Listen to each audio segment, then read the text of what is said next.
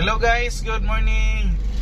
Today is Wednesday. Time check tayo, 6:30 na po ng umaga.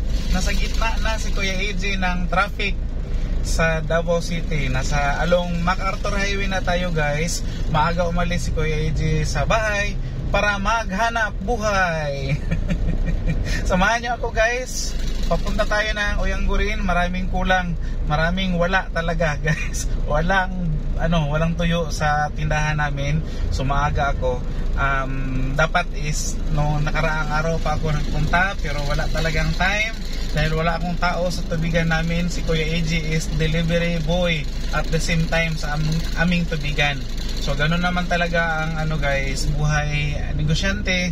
Kailangan hands-on ka. Kailangan alam mo ang trabaho sa negosyo mo. Kailangan alam mo paano trabahuin para just in case ganitong mga pangyayari na biglang iwanan ka ng iyong tauhan, matatayo ka pa rin at pwede mo pang pwede kang ikaw ang mag-substitute. So instead of magsara ka kasi instead of mahamper yung operation mo, kung marunong ka guys, hindi mahamper yung operation ng business mo dahil guys, may alam ka and alam mo paano trabahuin yung trabahong iniwanan nila. So yun ang pinaka importante, na alam mo yung trabaho doon sa loob mismo ng negosyo mo para just in case may mga ganitong emergency, hindi ka maiwang tatanga-tanga. So yun lang, keep on watching.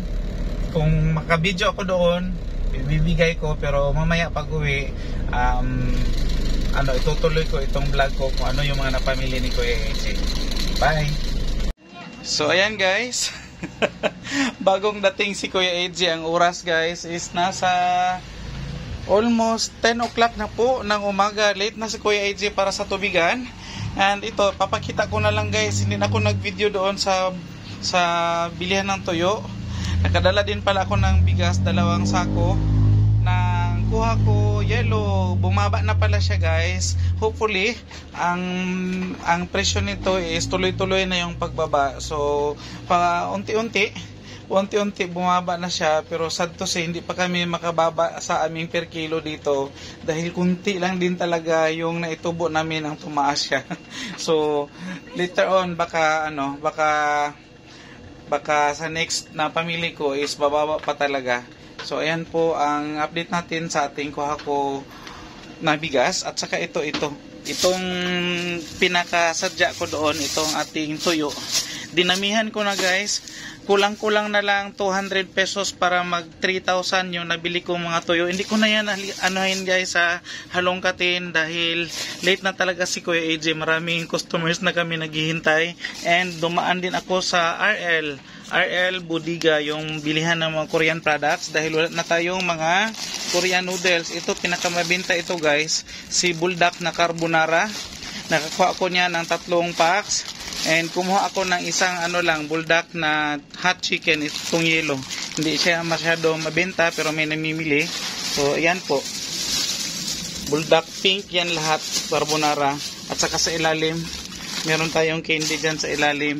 And dumaan din ako guys sa bilihan ng mga gami. Ayan, nakabili ako ng dalawang pack ng 2.5 kilos. At saka tag 320 po ang niyan, ang pack.